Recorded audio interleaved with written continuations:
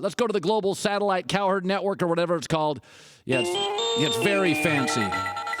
Jay Wright, Villanova head coach, national champ. So I'm watching yesterday and I'm listening, Jay, and everybody is saying, oh, Jay Wright was like a gangster. I mean, he didn't get excited, and everybody was like, that was the coolest thing I've ever seen in my life. When you watch the picture now of your non-reaction, do you kind of laugh at it? Do you think to yourself, God, I should have at least pumped my fist or something?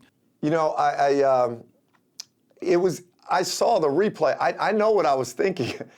When the shot went in, I knew the shot was good because I could tell by the sound of the horn, but all the confetti came down and our guys were jumping all over each other, and I thought for sure they were going to put 0.3 seconds or 0.2 seconds, and I looked up like, this is crazy. We got all these kids on the court, we got confetti on the court, and we're going to have to go play 0.3 seconds. That's what I thought. That's what I was doing. And then Roy was right there, and he was great. And then my assistants jumped on me. So I never got to hear them say, there's no time left. The game's over. We just started celebrating. So when you went back into the locker room, listen, I've seen your journey. I've watched it. You've come in with 1 seed. This is such a long journey. Some of it's luck. How emotional did you get? Were there tears? Was it really? We didn't see it on TV, but what was it like behind the scenes? There's so much time on the court after the game. From the trophy presentation to cutting down the nets. By the time you get back to the locker room, it might be like 45 minutes after the game. So when we got back to the locker room, it was much more.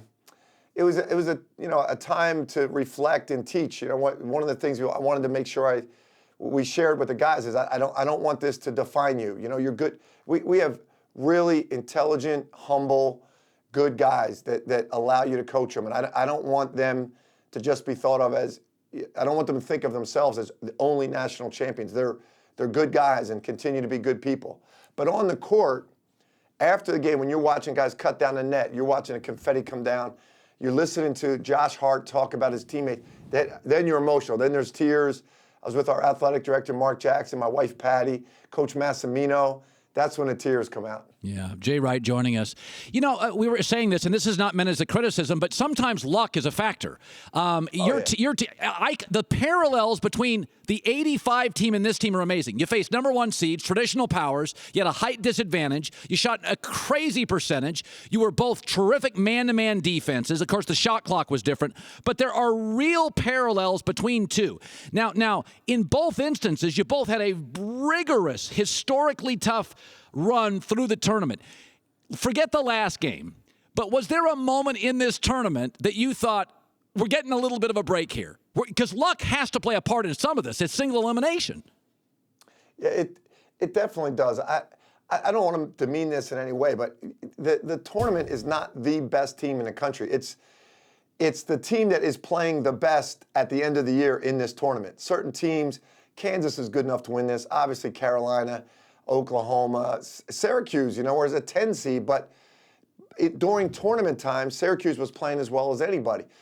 And I've told that to our team in years where we lost. There's so many years we lost to Carolina, we lost to Connecticut, we lost to Florida, we lost to Kansas.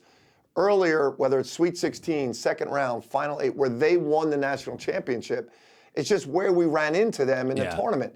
So that's the luck. So if you're going to use it to your advantage when you lose, then you got to say it when you win, right? Like there's some like we could have been in Philadelphia and been a 2 seed in Philadelphia. A lot of people were upset that we weren't put in Philadelphia. We would have had to play this Carolina team in the Final 8.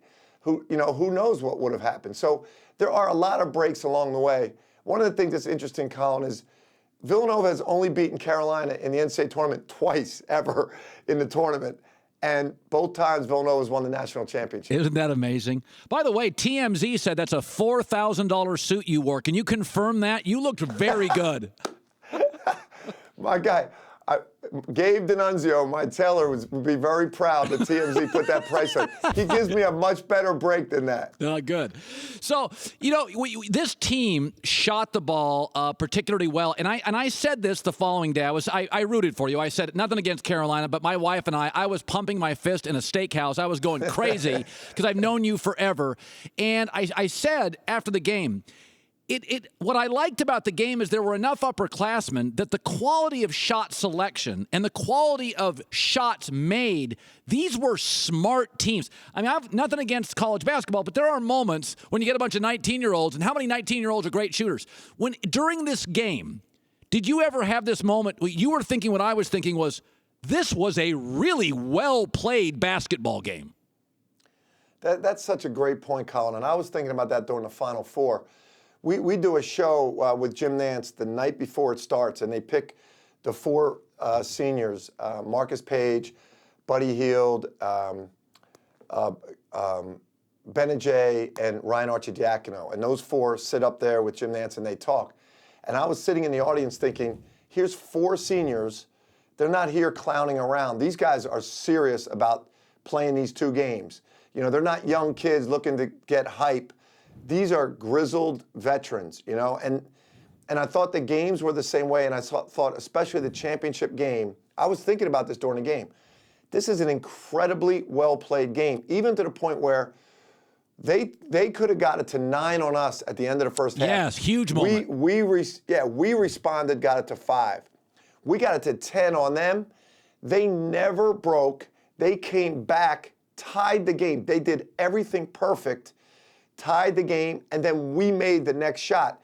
And it speaks to your point that was just veteran players executing extremely well, experienced, ice in their veins, both teams. That's what I think it was the best championship game ever. Oh, people think they always talk about the Villanova teams in that game, but those teams shot under 40%. You guys, I mean, Carolina you shot I think 57 or 58. It's just and without to me it was just such a good day for college basketball. And Jay, before we let you go, you have never been a guy. Villanova's not a program that is trying to get you may be trying, but you've always been a work ethic program where you can get the 7th best guard in America and the 13th best forward, but most of your teams are not like USC football or Kentucky basketball.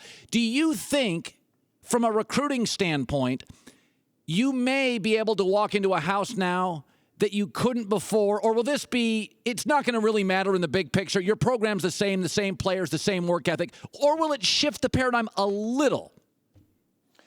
I love your obsession with recruiting. You and I always, even when you're not on the air, you always talk about recruiting. I do. Because that's the lifeline. That's what it's all about. It's about the players. It really is. So, and that is a point we're going to have to deal with.